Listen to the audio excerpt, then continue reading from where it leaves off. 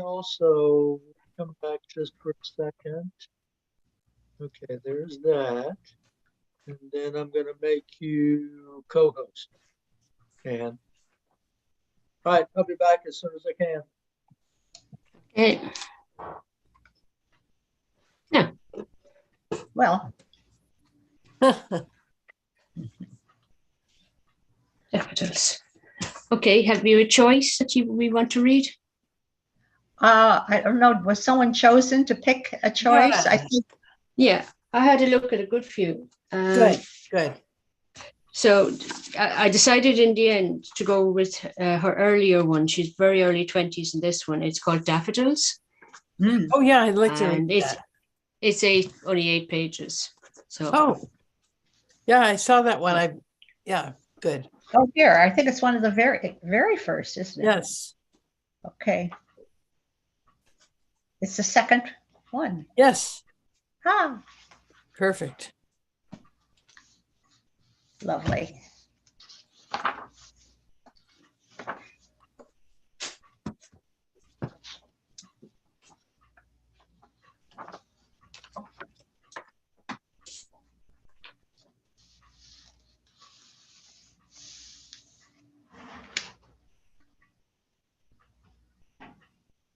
will I start? I didn't put up a reading list. There's only 3 of us. Oh, okay. Okay. Are we ready to go? Mhm. Okay. Yeah. So Okay. We you go want to start, alphabetically. Anne? I'll start and we can go from there. Okay, Daffodils. Mrs. Murkinson stopped at the corner of High Street to buy a bunch of daffodils from the flower man. She counted out her money very carefully, pouring a little stream of coppers from her purse into the palm of her hand. 9pence, 10, 11 pence, halfpenny, a shilling. Thank you very much. Good afternoon. A gust of wind rushed up the street, whirling her skirts up round her like a ballet dancer, and rustling the Reckitt's blue paper round the daffodils. The slender gold trumpets tapped and quivered against her face as she held them up with her hand and pressed her skirts down hastily with the other. She felt as though she had been enticed into a harlequinade by a company of columbines who were quivering with laughter at her discomfiture, and looked around to see if anybody had witnessed her display of checkered moirette petticoat and the inches of black stockings above her boots. But the world remained unembarrassed. Today the houses seemed taller and farther apart, the street wider and full of a bright, clear light that cast no shadows and was never sunshine. Under archways and between the houses, the distances had a curious transparency, as though they had been painted upon glass.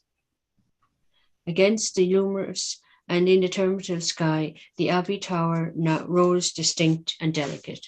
Next, please. Do you want to do We go that? alphabetically, Katrina. Okay, I'll go ahead. Miss Murchison, forgetting all confusion, was conscious of her wings. She paused again to hitch up the bundle of exercise books slithering down beneath her elbow, then took the dipping road as a bird swings down into the air. Her mouth was faintly acrid with spring dust, and the scent of daffodils was in her nostrils. As she left the high street further behind her, the traffic sounded as a faint and murmurous hum, striking here and there a tinkling note like wind bells. Under her detachment, she was conscious of the houses, and the houses. They were square, flat-faced, and plaster-fronted, painted creams and grays and buffs, one a purplish rose color. Venetian shutters flat against the wall broadened the line of the windows.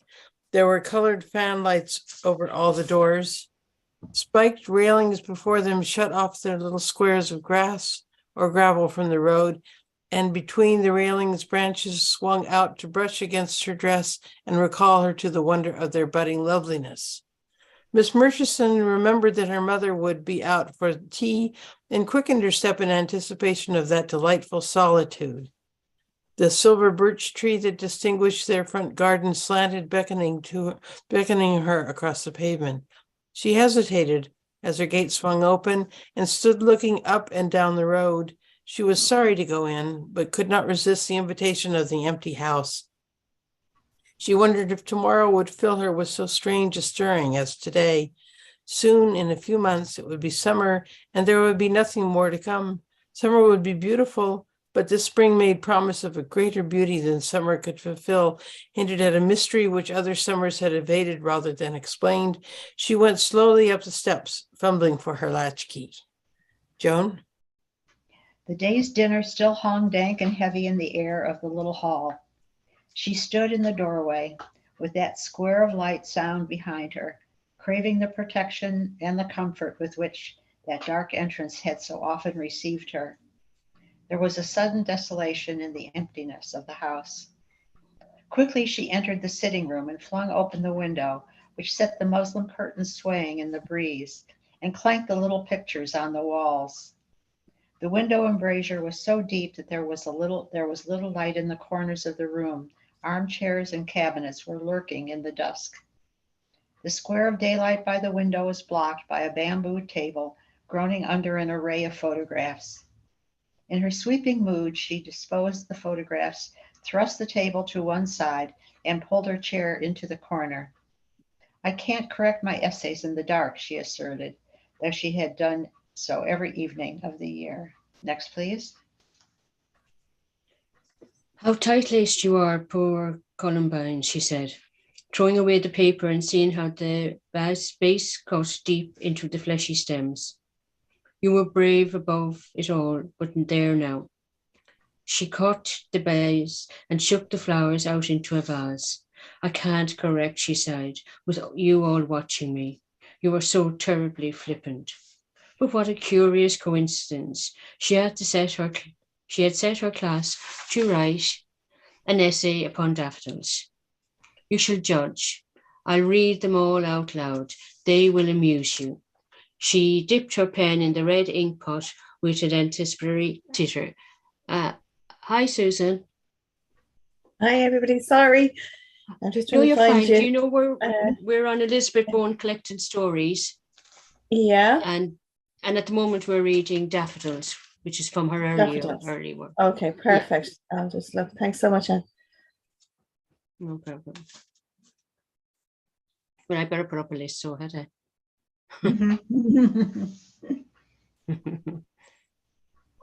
I've missed you all. Oh my gosh, I haven't been able to make it for weeks. Yes, we've missed you. Yeah, nice to see you Where back. were we? Oh, we were in me. Okay, so It's good to see you back. Okay.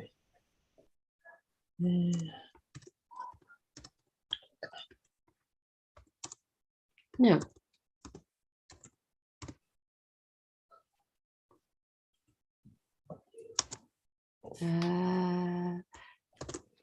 That's Susan. And Duncan. And there's, oh, look who's back. There we Duncan. go. I'm trying. Mhm. There we go.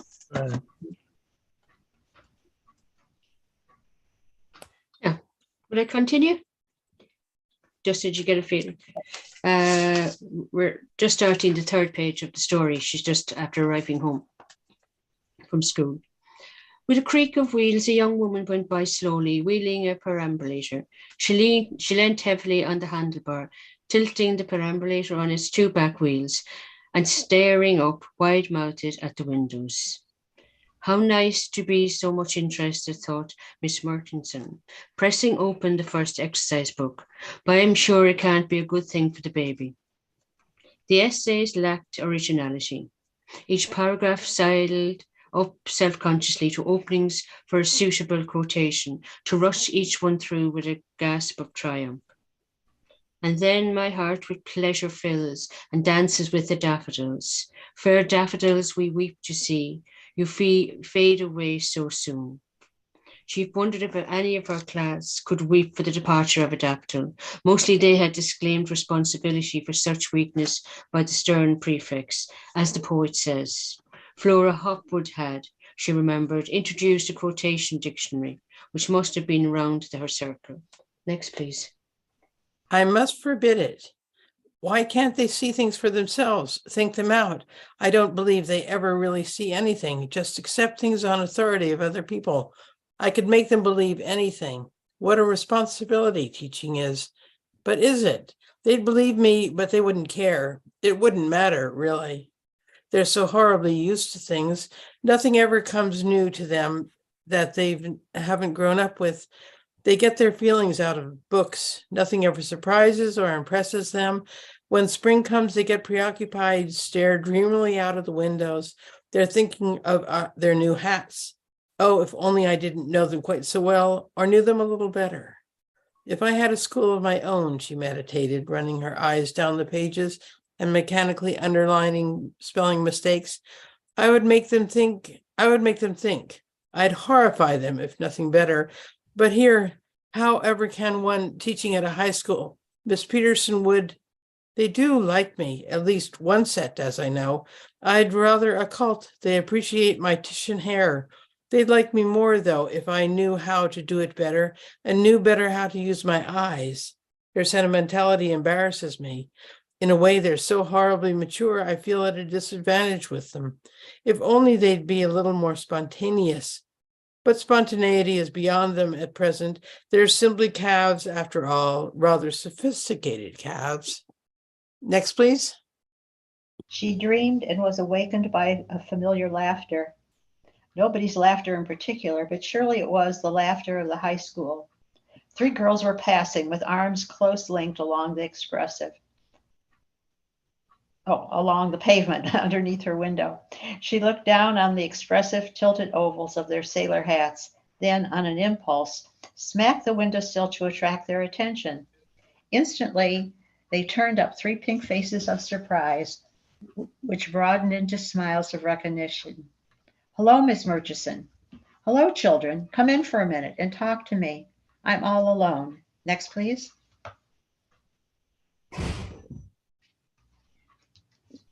Sorry, there's somebody just asking me something there. Where did you stop? Sorry, John. I'm all alone. Calves. Millicent Rosemary.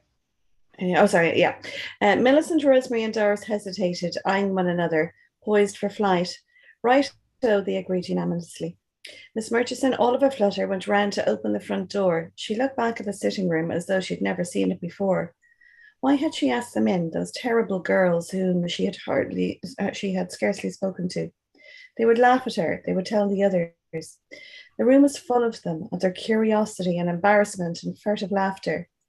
She had never realized what large girls they were, how plump and well developed. She felt them eyeing her stack of outraged relatives, the photographs she swept off onto a chair. Their eyes flitted from the photographs to the daffodils, from the daffodils to the open red-scored exercise books. Yes, she said, your writings, I dare say.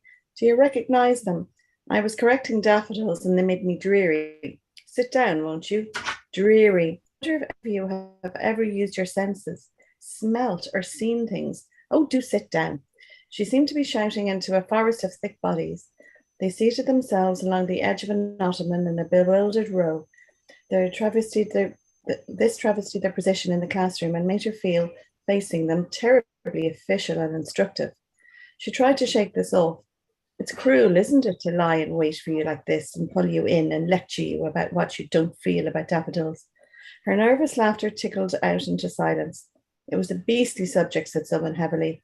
Beastly? Oh, Rosemary, have you never seen a daffodil? They giggled. Next, please. Okay, first of all, can you hear me okay? Yes. Okay. They giggled. No, but looked at one? Her earnestness swept aside her embarrassment. No, just heard about them. Oh, yes, daffodils. Yellow flowers, spring, mother's vases, bulbs, borders, flashing past flower shop windows. But taken up one in your hands and felt it? How she was haranguing them. It's very difficult to be clever about things one's used to, said Millicent. That's why history essays are so much easier. You tell us about things and we just write them down. That's why you're so lazy. You're using my brains. Just give me back what I gave you again. A little bit the worse for the wear. They looked hurt and uncomfortable. Doris got up and walked over to the fireplace. Good, thought Mrs. Murchison. We'll relieve the tension a bit if they will only begin to prowl. What a pretty photograph, Miss Murchison. Who is it? Not you. Me? Said Miss Murchison with amusement. Yes. Why not? Does it surprise you then? You've got such a dinky hat on, cried the girl with naive astonishment. The others crowded around her. You look so different, said Doris, still scrutinizing the photo. Awfully happy and prosperous and cocksure. Perhaps it was the hat, suggested Millicent. Oh, Millicent, no, I'm sure Miss Murchison was thinking about something else. Or somebody. Oh, Doris, you are awful. Next, please.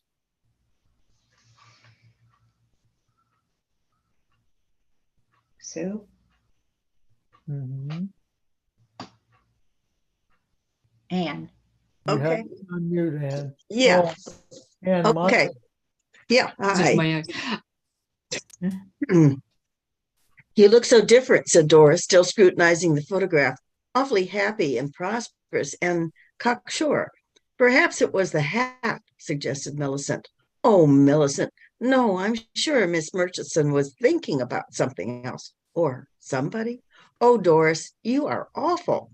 They all giggled and glanced apprehensively across at her. She wondered why she was not more offended by them. As a matter of fact, she enlightened them, that was because of daffodils. It just illustrates my point, curiously enough. They were still absorbed. Oh, Miss Murchison, when was it taken? Well, last Easter holidays, nearly a year ago at Seabrook, by a friend of mine. Do give me one. And me, I'm afraid that the only point I've got, that's the only print I've got, and that's Mother's. Were there more? Yes, various people took them, you see. I haven't faced a real camera for years. So when I got these snaps, they were scrambled for by people who'd been asking me for photos. People? She was rising visibly in their estimation. Oh, yes, friends. Why, daffodils, reverted Rosemary. Somebody had just given me a great big bunch. She was impressed by their interest. I wonder if daffodils will ever make any of you look like that. It all depends, you see, said Millicent astutely. Nobody has ever given us any. If they did, perhaps. Really, said Miss Murchison with innocent concern. Take all those if they would really inspire you. No, dears, I'd like you to. Next. It's me. She gathered the daffodils together and lifted them, dripping from the vase. The girls retreated. Oh no, really, not your daffodils. We don't mean not your daffodils, Miss Murchison. It wasn't that a bit. Evidently a false move on her part. She was bewildered by them, could not fathom the depths of their cinema-bred romanticism. Doris had put away the photograph and stood with her back to the others, fingering the ornaments on the chimney-piece. There are lots of things, she said rapidly, that you only feel because of people. That's the only reason things are there for, I think. You wouldn't notice them otherwise or care about them. It's only sort of... She stopped. Her ears glowed crimson underneath her hat. Association, they sighed ponderously. That's exactly what the matter, cried Mrs. Murchison. We've got all the nice, fresh, independent, outside things so smeared over with our sentimentalities and prejudices and associates that we can't see them anyhow but as part of ourselves. That's how you are. We're missing things and spoiling things for ourselves. We don't seem able to discover. Next, please. Life, said Doris sententiously, is a very big adventure. Of course, we all see that. The other two looked at her quickly. All three became suddenly hostile. She was encouraging them to outrage the decencies of conversation. It was bad form, this flagrant discussion of subjects only for their most secret and fervid whisperings. To her, they were still unaccountable. She had not wished to probe. I don't think that's what I meant, she said a little flatly. Of course, your lives will be full of interesting things, and those will be your own affairs. Only if I could be able, I'm always trying to make you care about little fine things you might pass over. that have such big roots underground. I should like you to be happy as I've been and as I'm going to be, she said impulsively. I should love to watch you after you left my form, going up and up in school, the school getting bigger, and then when you've left, going straight and clearly to the essential things. The tassel of the blind cord tapped against the windowsill through the rustling curtains as they looked out to the road. They had awaited a disclosure intimate and personal. The donor of those last daffodils had taken form portentous in their minds, but she had told them nothing, given them the stone of her abstract, colorless idealism while they sat there open-mouthed for sentimental bread. Won't you stay to tea? She asked. Oh, do. We'll picnic, boil the kettle on the gas ring and eat sticky buns. I've got a bag of sticky buns. We'll have a party in honor of the daffodils. The prospect allured her. It would be a fantastic interlude. They all got up. Doris and Millicent are coming to tea with me, Miss Murchison. Mother's expecting us. Thanks awfully. Else we would love to. We should have loved to. We should have loved to, echoed the others. Thanks most awfully. She felt a poignant disappointment and relief as, standing with her eyes on the daffodils, she heard the children clattering down the steps. Tomorrow they will begin again impersonal, 3 pink moons and a firmament of faces. The 3, released, eyed one another with common understanding. Miss Murchison has never really lived, said Doris. They linked arms again and sauntered down the road. Good. As usual, beautifully written. Yes. Yeah, this The is comparison between the 3 young girls just going to live their life and this teacher who has obviously been stuck living at home with mum. Yeah. I walked in the middle of it, so of course I'm guessing at part of it, but actually it's an open question about who's been living life. Yeah. Yeah. Yes, I think so. She Mhm. doesn't think that they look at things with a fresh eye. True. Yeah. Well, And yet, yeah.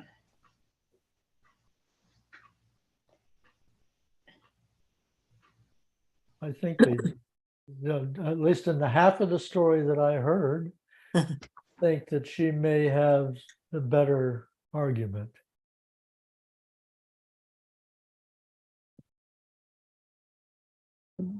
Yeah, well, their conclusions about her are very, I can't think of the word I want. The closest I can come to it is pat, is kind of conventional, Mhm. kind of a conventional ending that Mhm. she would reveal to them. So they just assumed it was a man.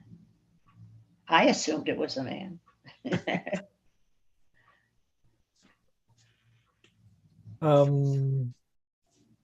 I think it's almost like if it wasn't a man, then it wasn't worth the telling. Oh, perhaps, yeah. That they are, how old are these girls or women? It didn't say. High school. Doesn't say. Yes. Yeah, it sounds like they are thoroughly conventional. Yes. That's the word I wanted. Yeah, they're thoroughly conventional, and Mrs. Murchison does want to share something with them. Unfortunately, she doesn't seem to understand that they're not interested at all. But it could also just be pretense on this part of Murchison.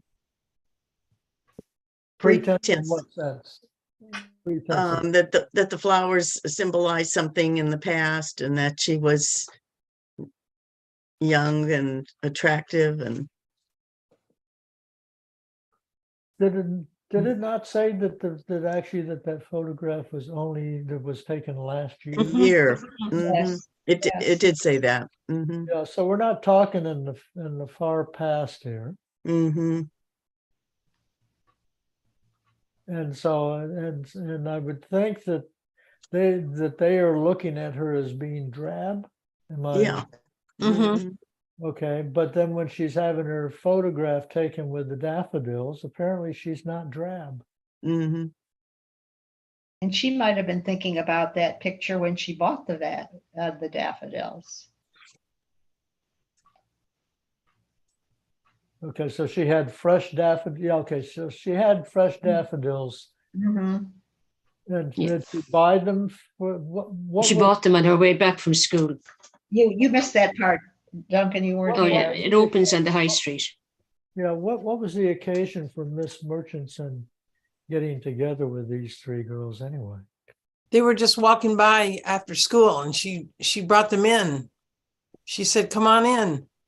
Well, she had been thinking about well, because she was reading their essays that she had Yes, had them that's true. write about the daffodils, and she had found them very trite, and quoting things like Wordsworth, and she was trying to get them to see things through their own eyes, to and not just read back what other people were saying. Mhm. Exactly. It's also important that her mother, with whom she lived, was not home. Yeah. She had the house to herself, which was making her very happy. Oh, okay. Okay. So where was Mama? Where was Mama? She was out She somewhere. she was going out for dinner or something, wasn't she? Yeah. Oh, she remembered that her mother would be going out for tea. Tea. And then she was looking forward to the solitude. And then the first opportunity she gets, she invites people in. Oh, yes, I didn't think of it that way. That's true. Mm. And also, in retrospect, thinking about it, maybe it was her mother who had interfered with some kind of a romance here. Oh. Yeah. Looking under, yeah, there's definitely something else there. Yeah.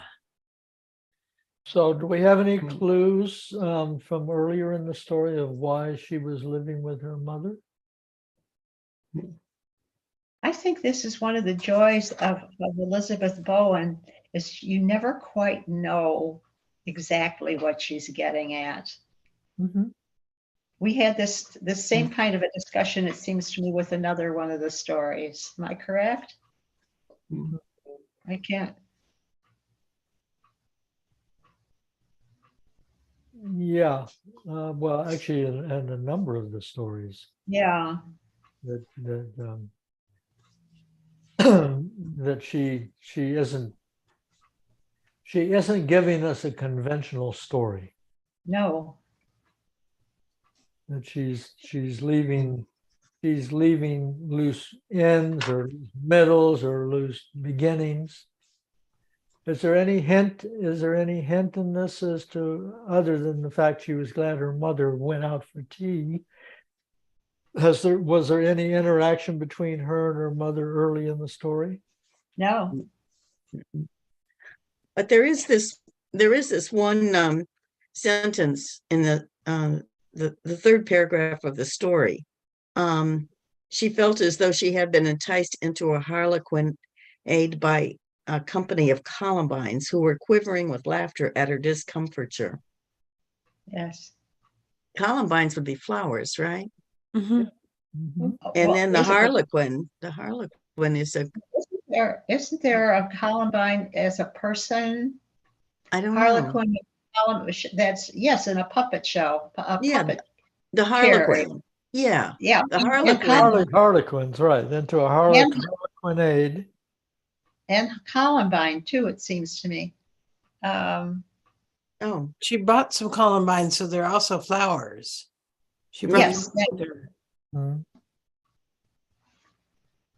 I'm tempted to go look at the encyclopedia. Talk among yourselves. Isn't that what they say?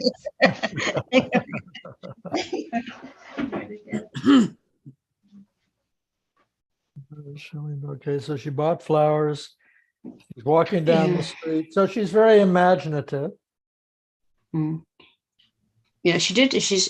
Even though she's looking forward to the house being empty, near the start, she said she was sorry to go in, but could not resist the invitation of the empty house. She wondered if tomorrow would fill her with so strange a stirring as today. Soon, in a few months, it would be summer, and there would be nothing more to come. So is school the only thing she has? Summer would be beautiful, but this spring made promise of a greater beauty than summer could fulfill. Hinted at a mystery, which other summers had evaded rather than explained. Yeah. What is she saying there? Huh.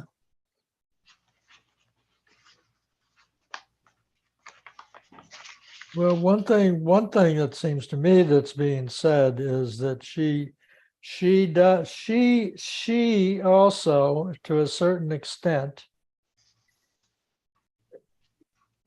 in her own way, is doing what the three girls do.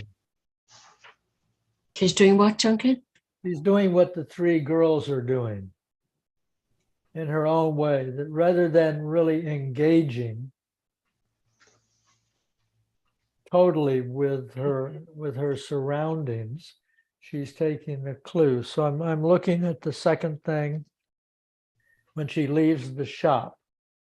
So a gust of wind rushed up the street, whirled her skirts up round her like a ballet dancer's, and rustling the rickets blue paper round the daffodils. The slender golden trumpets tapped and quivered against her face as she held them with one hand and pressed her skirts down hastily with another.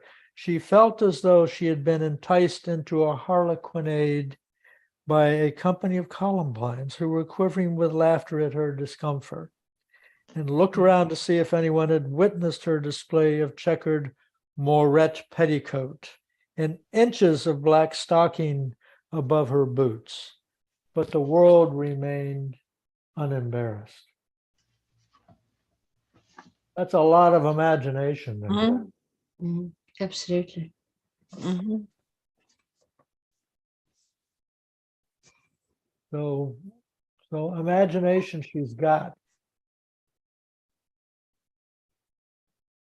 Mm. So she's not caught, in my reading of it at this moment, is she's not caught in the same conventionality as the three girls, but she is caught in her own style of fantasy.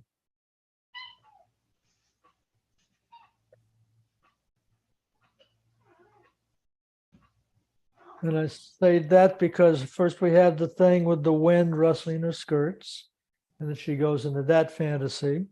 And then when that calms down, then today the houses seem taller and further apart, the street wider and full of bright, clear light that cast no shadows and was never sunshine. Under archways and between the houses, the distance had a curious transparency, as though they had been painted on glass. Against the luminous and indeterminate sky, the Abbey Tower rose distinct and delicate. Actually, that's pretty good. There's a lot of contact with her environment there. Here, I found it. It says Columbine, a stock character of the old harlequinade or pantomime of the Italian Commedia dell'arte and of early Italian and French comic opera. She was usually the daughter of Pantaloon and the sweetheart or wife of Harlequin. Historically, Columbine is the forerunner of the soubrette. So it doesn't really fall in Well, here. but then I looked it up too, Joan, and then it also referred me to the term columbarium. Columbarium. It's a vault with niches for urns containing the ashes of cremated bodies. So it's a clever choice of words. It's like if she went that far, yeah, in her own thinking. Yeah, but she could have chosen any other flower too. Yeah, she could have. Oh, that thing weighs a ton. Hmm.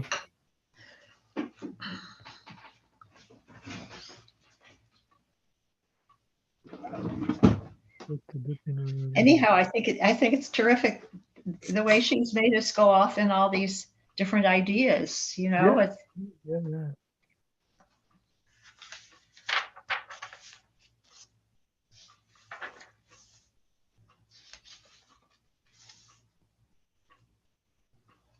Hmm.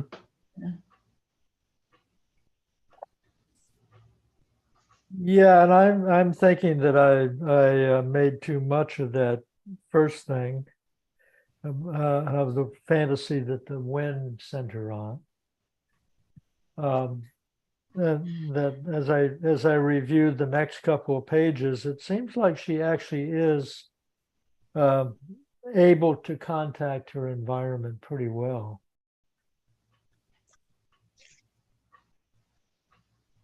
And notice her perceptions with some sharpness to it. well, your imagination can carry you everywhere, really, when you think that this was during the war. This may have been a man who was killed. Oh, here, daffodils. Some of the most total, and this is in the introduction, some of the most totally satisfying stories in this collection are those that concern children. They are in many moods. An early story, Daffodils, gives us an immediate clue. The story of a schoolmistress who invites some of her pupils, seen through her window, to entertainment at her rather lonely lodgings. But they have other things to do, their own life. She is no more than a curiosity to them. We are established in the schoolgirl's own world. And in two stories, Charity and the Jungle, she establishes that what that world is. In the first, what home life means to a child when one schoolgirl visits another in the holidays. Goes on and on about schoolgirls here. And she goes on about, children here. Mm-hmm. Mm-hmm.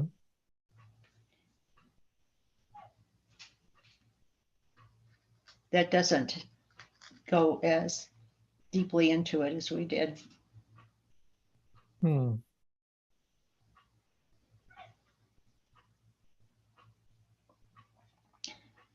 So I missed So quite a they bit. think it's just her life is very sad.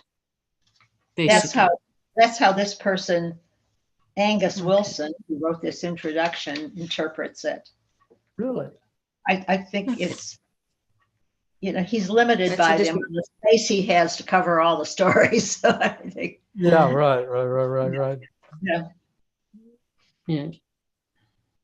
Because it felt to me like she's actually inviting the girls into the house because she wants to share something with them about what she has learned, and that they can only interpret things in a very conventional way, which is Well, to be which, expected. I mean, the people who tend to live artistic and spiritual lives frequently have difficulty communicating with people who are caught in conventionalities. well, it's hard to explain to somebody exactly how you're feeling about it or to transfer. You want to share it, Mm-hmm. and it's almost impossible to put your feelings inside another person so that they come up feeling the same way you do. I think that in some ways is how we choose our friends, because they're the ones who come closest to being like us, in our thinking. I like the bit what you said about school. If I had a school of my own, she meditated. Da, da, da, da. I would make them think. I'd horrify them if nothing better. But here, how can one teaching at a high school? So she's like limited by, by education. Mm-hmm. And another bit I liked as well about seeing little things, but the deep roots. There's something about the roots that I liked, So So yeah, so not just seeing things as they are, but and the other thing she said about association, and looking at things but associating with people. So you'd wonder, yeah, just the daffodils. What was it with the story behind the daffodils? What memories brought. Mm. Yeah. Well, right after she invites the girls in, she's sorry she did it. She was impulsive Yeah. about it Yeah. because she was frustrated with their papers. Mm. And she was frustrated with their papers because their papers were pretty superficial, right? Right. Yes. And they were basically taking things that other people had said about the subject, Yeah. writing them down. So I think her attempt to communicate with the girls was a brave one Mhm. and well intentioned. But Not thought through. well, or who knows? I mean, I had a woman when I was much younger and much more convinced that I knew a lot about the world. I had a grandmother-in-law who would always tell me things. And I one time turned to her, I said, Nanny, why are you telling me this? You know I'm not paying attention. Yeah. She said, I know you're not paying attention now, but you will later. Oh, Mhm. Wise She woman. kind of says, she says something like that. It's when after she brings them in and they're all, you could just see it. She's here and they're all sitting there looking at her. Yeah. She says, it's cruel, isn't it, to lie in wait for you like this and pull you in and lecture about what you don't feel about daffodils. Her nervous laugh tinkled out into silence. It was a beastly subject, said someone heavily. Beastly. Oh, Rosemary, have you never seen a daffodil? And then they giggle because they don't understand it. But she's talking about it just a little bit down, but taking one up in your hands and felt it. So she's Mm-hmm. she probably just doesn't understand. She's older. She might have always been more sensitive. We can all look at a flower, but do we ever feel it? But she also, where did I put it?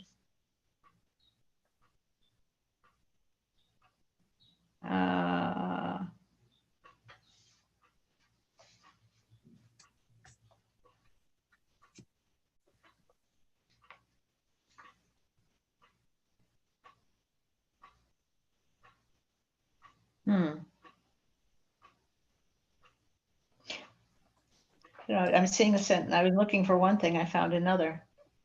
I should like you to be as happy as I've been and as happy as I'm going to be. Mm-hmm.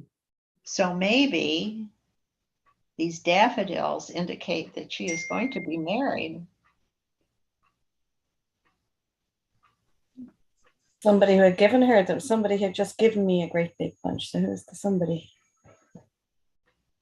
And that would explain maybe the mystery of what was to come. The greater beauty that summer could fulfill. Yeah, hopefully. The spring made promise of a greater beauty than summer could fulfill, hinted at a mystery, which other summers had evaded. So, yeah.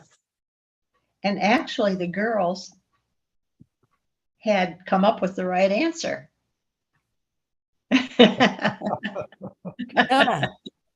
Yeah. I'll put that in the realm of possibility for myself. Number 10. All right. I mean, we could pretend this is actually Emily Dickinson.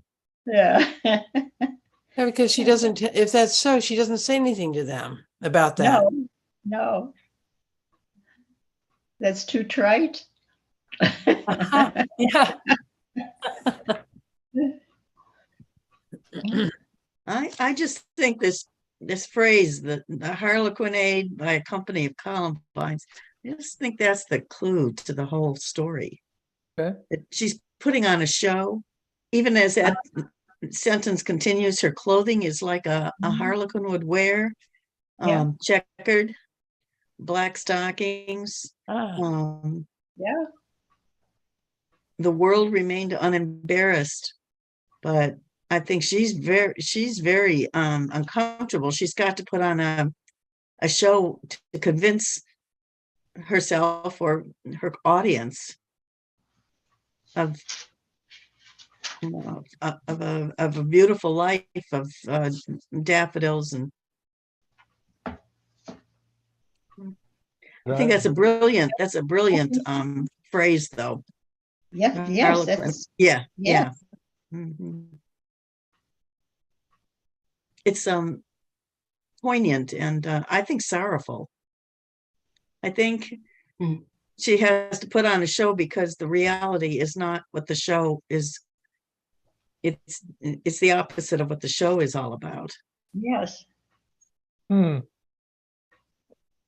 find it's Yeah. a very curious story because it could be given a positive spin and it can be given a negative spin. Mhm. It could. Or it could be right in the middle and have both a positive and negative. Yeah. The mystery. Mhm. Well, however you want to think about it, you can. However you want to think about it, you can. It can be interpreted different ways. Yeah. It's actually very, if I may use the term, very Joycean. Yeah, Joyce, that's what I keep thinking. We're going to read one of the Dubliners. This is, it's the same thing. Maybe so. Maybe so. We have a Dubliner story for today. Who was supposed to pick one out? I think, Duncan, you were Uh-oh. going. Uh-oh. Uh-oh. Give me a second. Yeah. Just open the book and see what Yeah. page Yeah, we're on. I'm gonna do the. Okay. In my defense, I can say that there was a storm on Friday night, Saturday morning, completely knocked my Wi-Fi out Oh, and, no. and put me in a tither for a while. But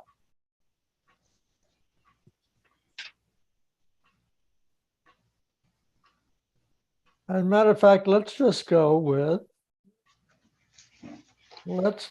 Araby. Ah, Okay. Let me see how many pages it is. I don't think it's too long.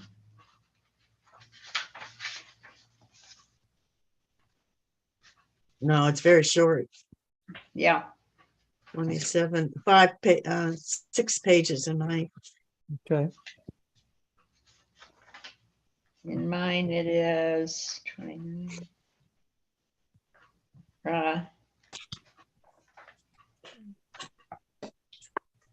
Is 6 pages. Well, I'm having trouble downloading my copy right now, but I imagine I'll solve that. Let's just go ahead and begin reading it. And Okay. hopefully I will be ready to read by the time it's my turn. I could start. Okay. Okay. Araby. North Richmond Street, being blind, was a quiet street except for the hour when the Christian Brothers School set the boys free.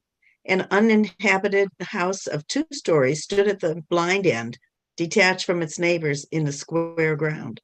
The other houses of the street, conscious of decent lives within them, gazed at one another with brown, imperturbable faces.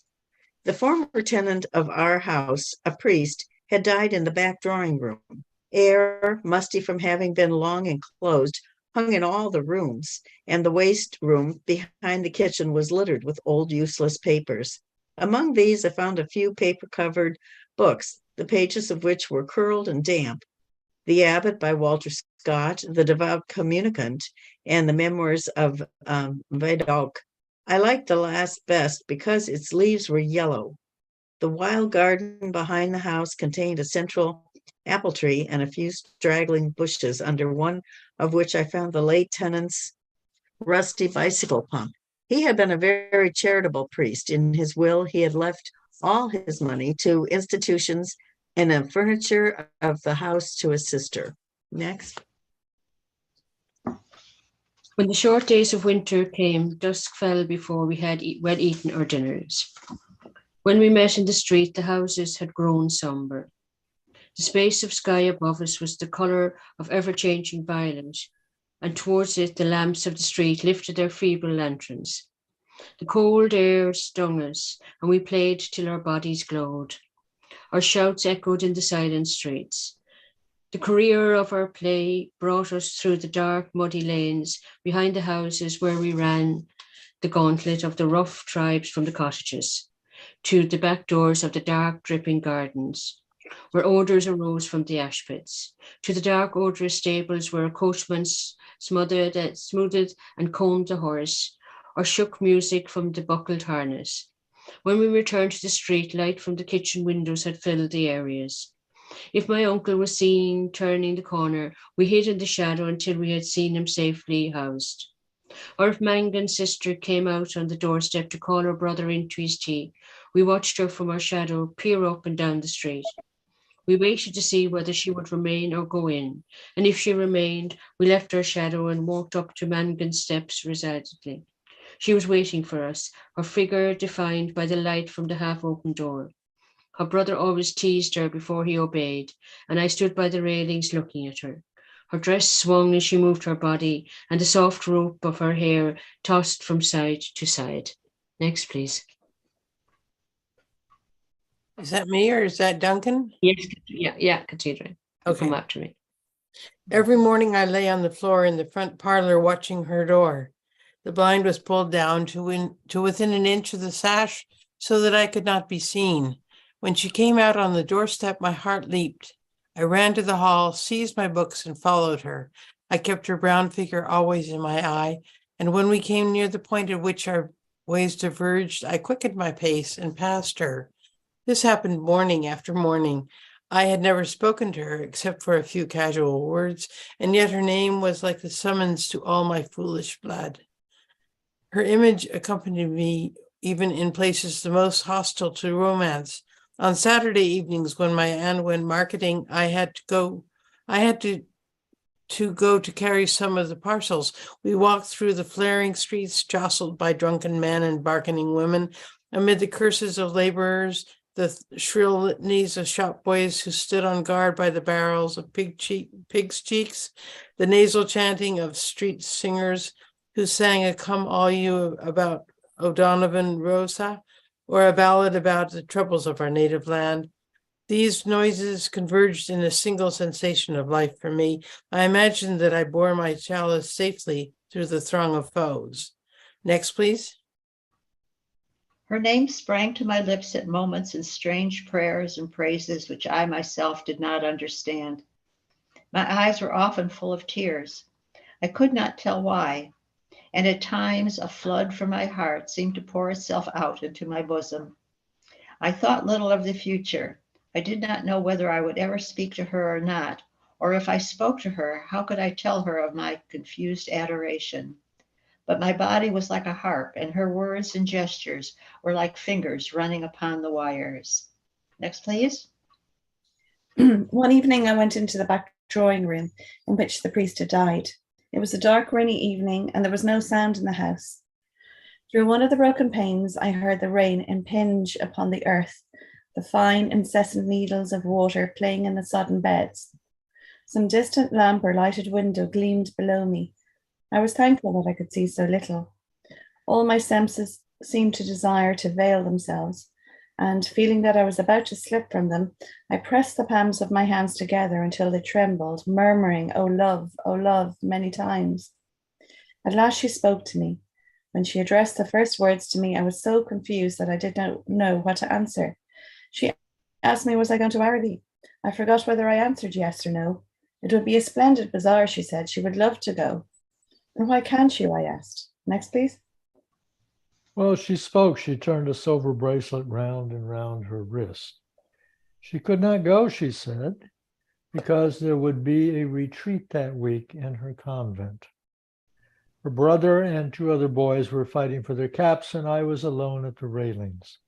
She held one of the spikes, bowing her head towards me. The light from the lamp opposite our door caught the white curve of her neck. lit up her hair that rested there, and falling, lit up the hand upon the railing.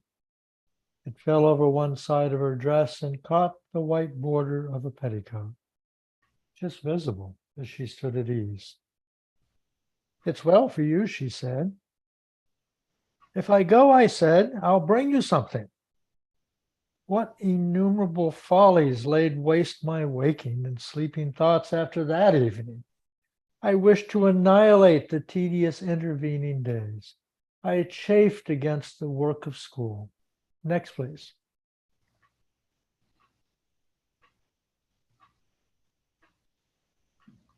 Yeah, it's you, Ann Meisner.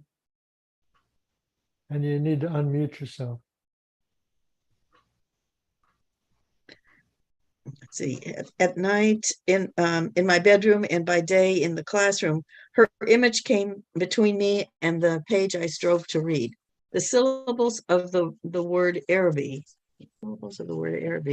were called to me through the silence in which my soul luxuriated and cast an Eastern enchantment over me. I asked for leave to go to the bazaar on Saturday night. My aunt was surprised and hoped it was not some Freemasons affair. I answered few questions in class. I watched my master's face pass from amiability to sternness. He hoped I was not beginning to idle. I could not call my wandering thoughts together. I had hardly any patience with the serious work of life, which now that it stood between me and my desire, seemed to me child's play, ugly, monotonous child's play. On Saturday morning, I reminded my uncle that I wished to go to the bazaar in the evening.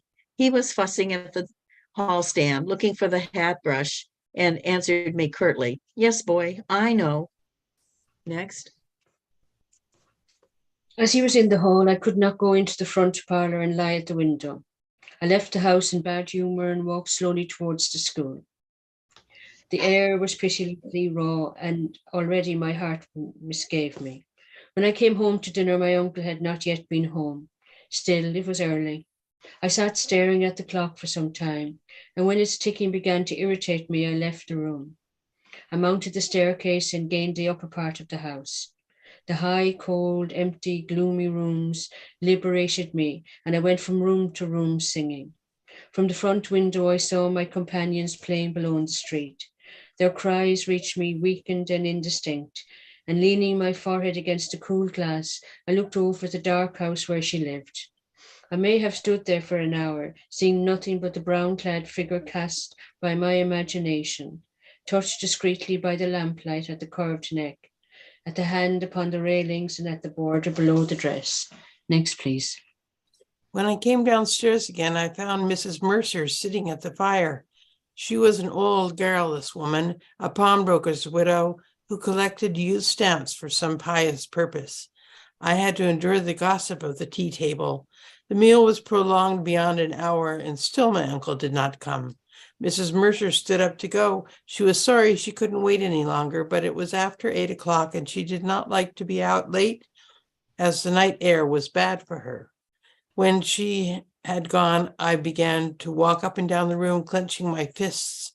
My aunt said, "I'm afraid you may put off your bazaar for this night of our Lord." At 9 o'clock, I heard my uncle's latchkey in the hall door. I heard him talking to himself and heard the hall stand rocking when it had received the weight of his overcoat. I could interpret these signs. When he was midway through his dinner, I asked him to give me the money to go to the bazaar. He had forgotten. Next, please. "The people are in bed and after their first sleep now," he said. I didn't smile. My aunt said to him energetically, "Can't you give him the money and let him go? You've kept him late enough as it is." My uncle said he was very sorry he had forgotten. He said he believed in the old saying, "All work and no play makes Jack a dull boy." He asked me where I was going, and when I told him a second time, he asked me did I know the Arab's farewell to his steed.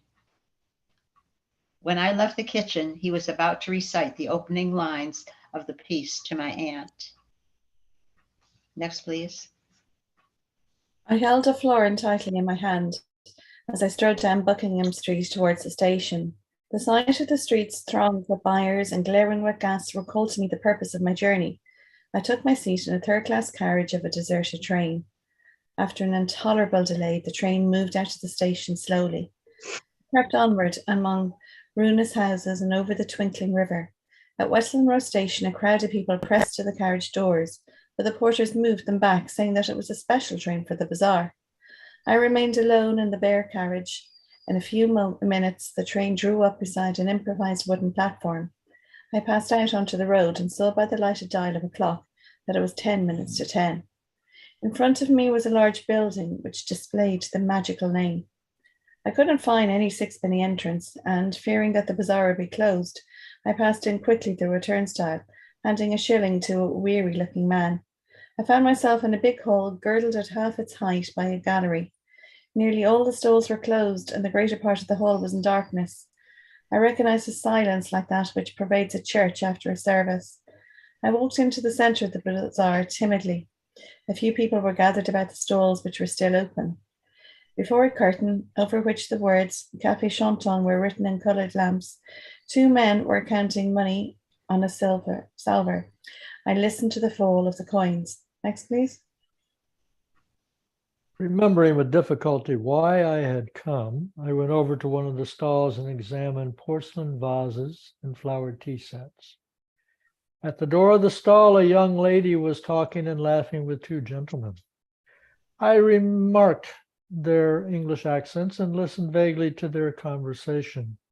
"Oh, I never said such a thing." "Oh, but you did." "Oh, but I didn't." "Didn't she say that?" "Yes, I heard her." "Oh, there's a fib." Observing me, the young lady came over and asked me did I wish to buy anything. The tone of her voice was not encouraging. She seems to have spoken to me out of a sense of duty.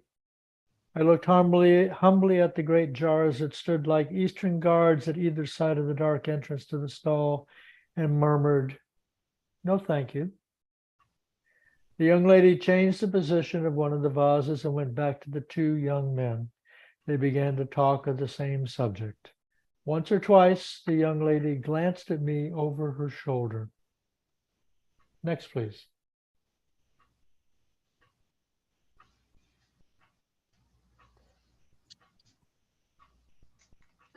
That's Ann Meisner. Okay. I lingered before her stall, though I knew my stay was useless, to make my interest in her wares seem the more real. Then I turned away slowly and walked down the middle of the bazaar. I allowed the 2 pennies to fall against the 6pence in my pocket. I heard a voice call from one end of the gallery that the light was out. The upper part of the hall was now completely dark. Gazing up into the darkness, I saw myself as a creature driven and derided by vanity, and my eyes burned with anguish and anger. Oh, that's such a sad story.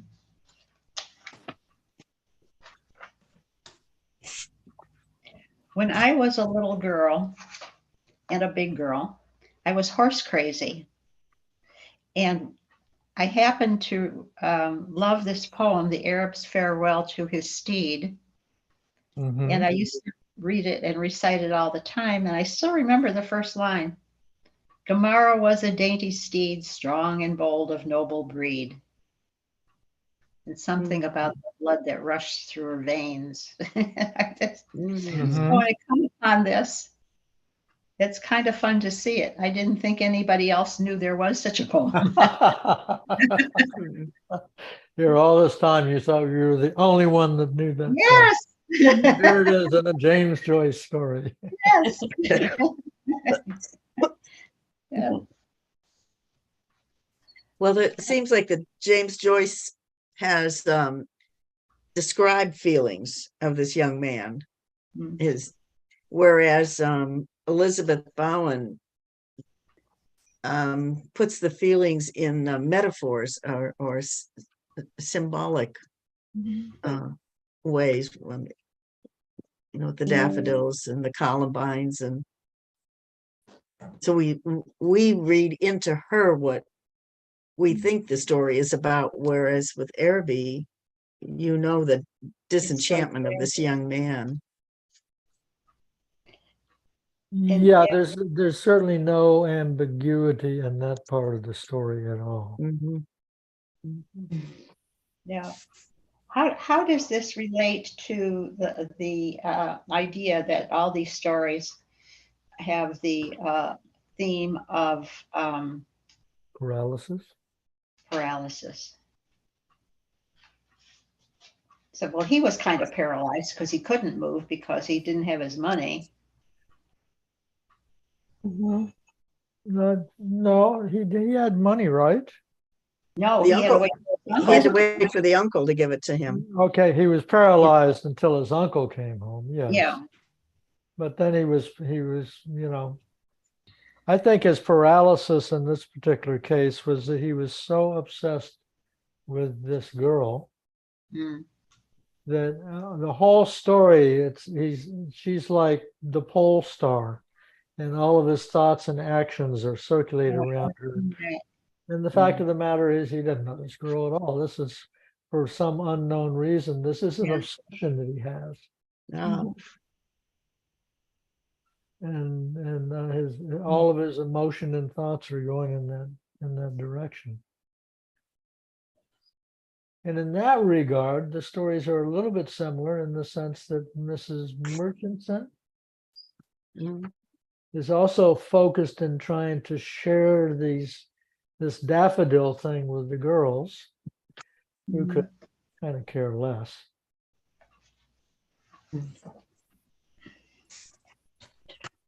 Yeah, well, his uncle certainly was not very concerned about his wants and needs.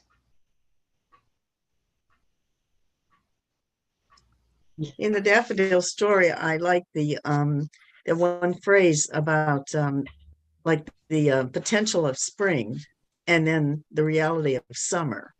Mhm. It's like, everything starts blooming and you think it's just going to be glorious, but it may not be by the time summer comes around and the deer have gotten to your flowers or something. But that's that's a Cleveland story. You're projecting. It's a very Texas story also. It's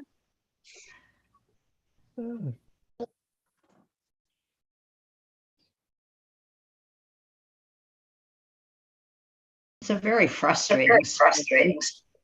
Yeah, you just feel that his frustration so strongly, and you become angry yourself. The poor young guy. Here he had an opportunity to have to start a relationship with this girl, and it was frustrated. Mhm. Sad. Such is life. Oh, such is life. Such is life. And he's young. You'll get another girl. He'll go through it many more times. Yeah. But in that regard, he's a little bit like the three girls in the Daffodil story. That he's so obsessed with this fantasy girl. I mean, she's a real girl, but I mean, he's having this strong fantasy about her. And so he's obsessed. Everything is related to her, and his obsession with her.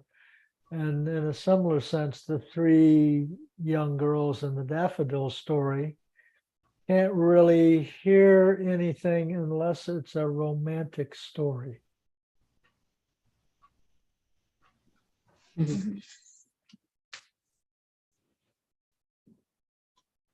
They would have liked this story.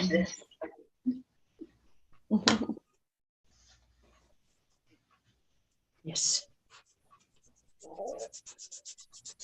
And if the lady at the stall was nicer to him, maybe she might have had something to sell to him, So, but she kind of looked down on him, didn't she? Like, she wasn't encouraging, so he just froze, like, and He didn't say, they didn't indicate why he didn't buy something there when he should have been in a hurry to buy something. Yeah, well, just I think because the woman, yeah, she just said she wasn't very nice. The tone of her voice was not encouraging. I seem to have spoken to me out of sense of duty. So like he was just, yeah. Maybe he was thinking someone would be surprised that he had money and that he could and they could indulge his thinking about a choice of an item for his girlfriend. Yeah. But everything was dark. The lights were going out all around him. Oh, it was So his late. dream was dying as well. Mm-hmm. I think about a French market Mm-hmm. in Paris that I went to one time, which is I got there a little bit late, and all of the people, they were packing up. Yeah. They had their business day was over. They were Yeah. not interested in selling another, Yeah. stalk of lettuce or whatever, or head of lettuce. They just wanted to pack it up and get home. Yeah. Long day, and they were ready to do something else. Mhm. So I kind of feel like the girl, she was happy enough that her workday was over, and she had two young guys that were both paying attention to her, and she didn't want to pay any more attention to him. Yeah. You know what I'm going to do? I think, Ann, that you were still I'm going to make you the host. I've got to run off and pick up an item. Mhm. So I'm going to say good night or good afternoon to you all. And Susan, I'm glad you're able to join us today. Yes. Thanks. Been all over the place in France, and today just got back from Chicago, so I'm only just kind of waking up again now. Okay. So, Ann, all you have to do is, you all carry on. Just leave. And then just leave. And, Yeah. Okay. That's take care. perfect. Thank you. Thank you Okay. all very much. I'm Thanks, sorry. Duncan. Thanks for setting it up. Thank you. Okay. Bye, everybody. Thank you. See you next week. Oh, you're leaving too? I'm going to leave too. Oh, Okay, good. Yeah. Hungry. So what is next week then? Well, why don't we just say next week? We'll see each Okay. other next week. And yeah, this is great. Oh, do we need to pick out who's picking out stories? Or Yes. should we just- Okay. Are you here next week, Anne and Susan? All right. I'll pick out something from Elizabeth Bowen. Yeah. Okay, perfect. And who will pick from Dubliners? Okay. We'll Or see we'll if just see how Susan's my story might tie into something in Dubliners. Yeah. I already did. Yeah. I'll do a Yeah. Dubliners. I'll do a Dubliners story. I'll be Okay. here next week. Yeah, great. And Okay. I'll pick out something from Elizabeth Bowen. Okay. So Okay. are you going to do Dubliners or Susan or Katrina? One of you. I'll do Dubliners if nobody else wants to. Yeah, that's okay. Okay. Perfect. See you next week. Okay. Take care, everybody. Bye, everybody. Bye.